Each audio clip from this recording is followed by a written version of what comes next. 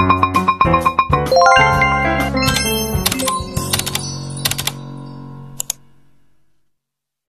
good morning everyone. This is Grandma Emma once again and welcome to my vlog. Sa mga bago pa lang sa channel ko, please like, share, subscribe, and press the notification bell para lagi kayo updated sa channel ko. Well, good morning sa inyong lahat. Almusal tayo. Ang breakfast ko ngayon is ito. Nilagang saging na saba, itlog, at saka green tea, Lipton tea. Yan.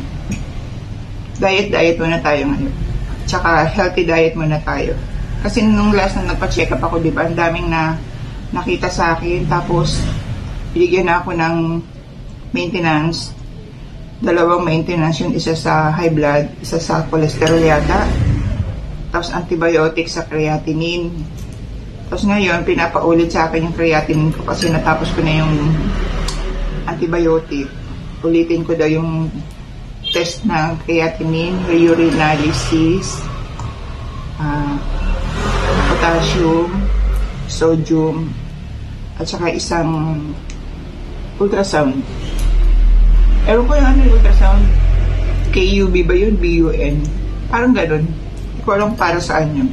So after ko magpagaganon, magpa-laboratory, padaling ko ulit sa kanya kay doktora.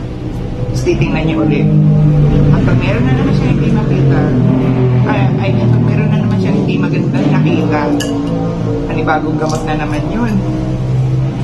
Tapos nung naubos na yung ano ko, kasi yun ang advice ni doktora eh.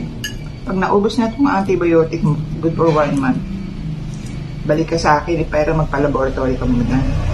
So nung naubos yun, hindi mo na ako nagpa-laboratory kasi wala pa akong pera. Aminin, huwag na magpanggap, aminin na walang pera. Tapos ngayon, medyo naka-LL na ng konti, pabalik ako sa kanya, pero inaayos ko muna yung diet ko. Para lahat ng laboratory ko is magandang result. Yung sugar ko okay naman, acid flux, uric acid ko okay naman.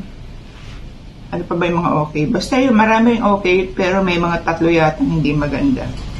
Tapos meron din mga hindi lumabas na lab test, yun ang pinapagawa niya sa akin. Kaya, diet muna tayo ngayon.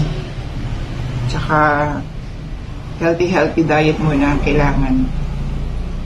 Para pag nag-check up tayo, nagpa-lab test tayo, okay na ang lalabas. So, hindi natin bibigyan ng gamot.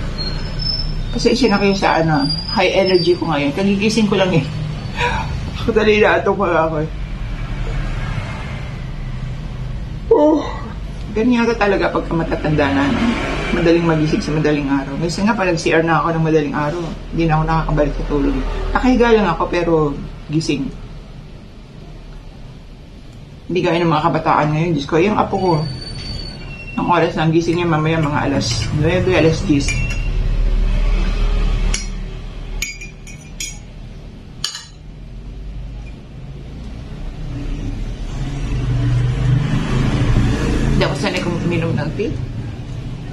Sanay talaga ako sa kape. Hindi ako sanay din maggatas.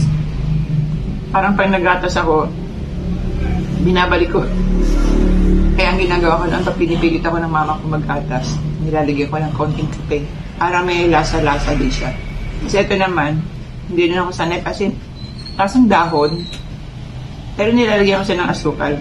Pero yung asukal ko is yung equal na. Ito lang naman ako,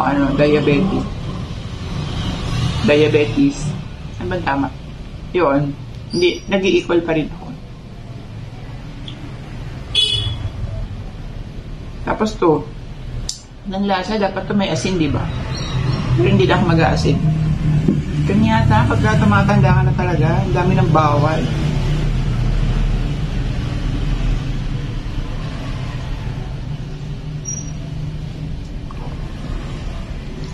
Pasensya na kayo, low energy ha. Ako makasigaw-sigaw dito sa bahay. May natutulog pa.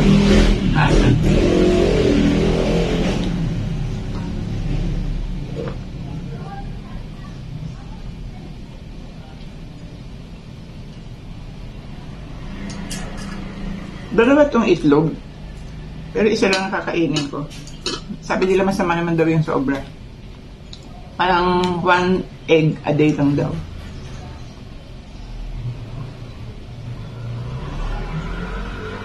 Dinalawa ko lang kasi baka may gusto rin ng apo ko. Kaya nga pala kagabi, nung oras na sila dumating, nanood sila ng sine. Ayan, idala pa silang pasalubong sa akin, popcorn. Niyayaya nila ako, pero hindi na ako sumama kasi ang papanoorin nila ito. si Despicable Me 4. So, yung Despicable 1, 2, 3 napanood na nila. Ngayon 4 naman. Hindi nila pinapaluso talaga to si Minion. Tapos niyayaya ako. Sabi ko, ang gagawin ko yan? Pambata yan. So, sila na lang natuloy. Tapos pagdating may pasulong sa akin na chicken with rice at saka itong popcorn. Popcorn lang hindi ko nakain.